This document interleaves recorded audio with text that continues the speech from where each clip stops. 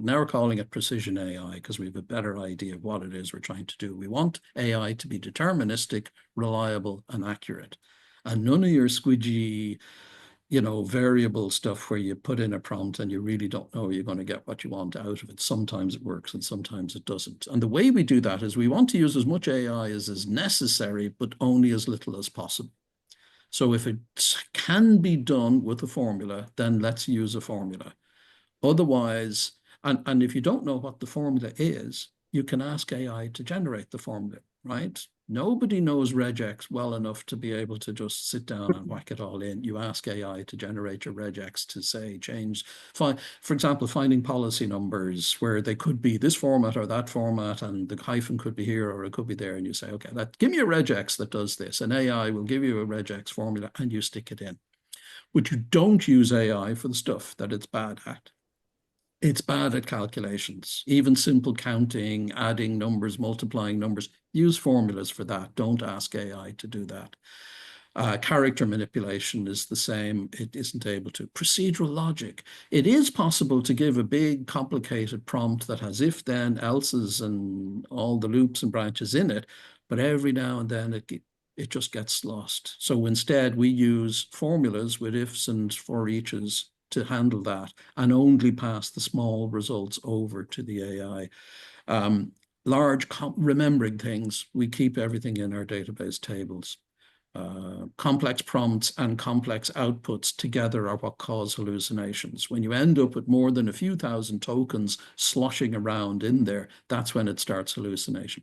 So we find the way to stop hallucination is always ask for classifications. Here's 6 options, pick one of them that matches best. That doesn't give you as many hallucinations.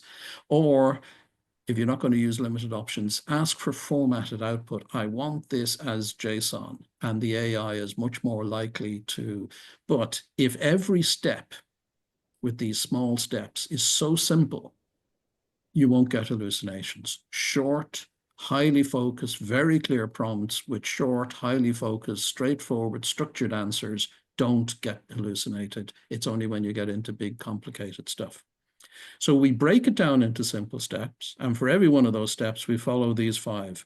Use a formula to build the prompt and use your data from your tables inside the prompt. Hand it over to the AI, but make sure the prompt has a single purpose. So there's no complex logic. It's a small context, and you won't get any hallucinations.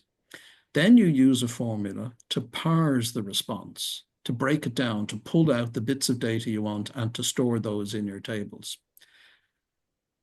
We use action formulas overall to regulate or orchestrate how the whole thing works.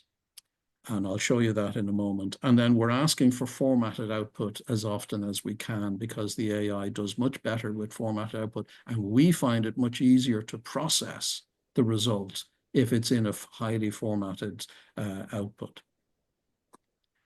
So if I take a look at this, we have here, this is a simplified version of the agents we had before that are taking an input in different languages, figuring out what language it is. So here's the prompt, right? It says, what language is the text below written in? Respond with a single word. Right? I'm not saying you are an expert in European languages from the 24th century or anything like that, right? The format we use is give the instruction first and then give the data, right? And if you're giving examples, give the instruction first, then give the examples, but put the data at the end because this is a big, long, complicated body. Don't put it in the middle here because you'll end up with several paragraphs in the middle of a prompt. It can be a bit confusing. And the same thing then when it comes to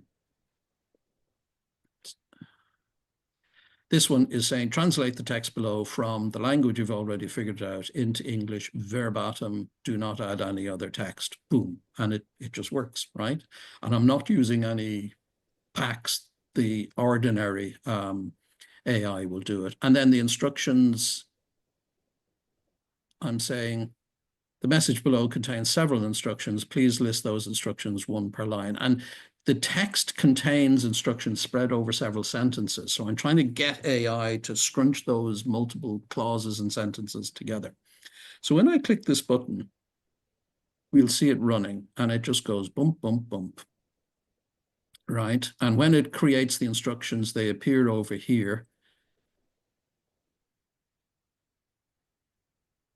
And then it starts going through. Now I'm doing something I said not to do. I'm actually using AI to find the amounts and the dates, and that's just to give us lots of AI to test here. Normally you'd use a formula for that.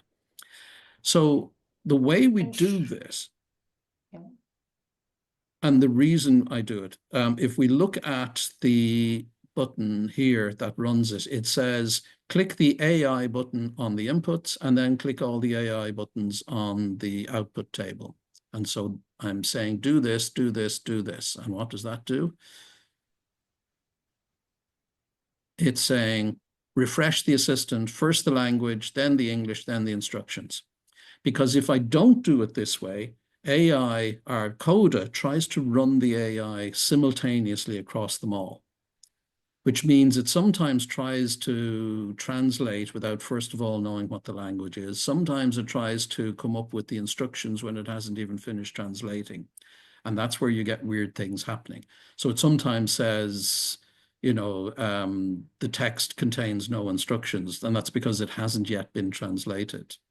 So by forcing it to do it in the sequence I want, I get it in the sequence that makes sense. But also, when it tries to do all of them at once, it stalls.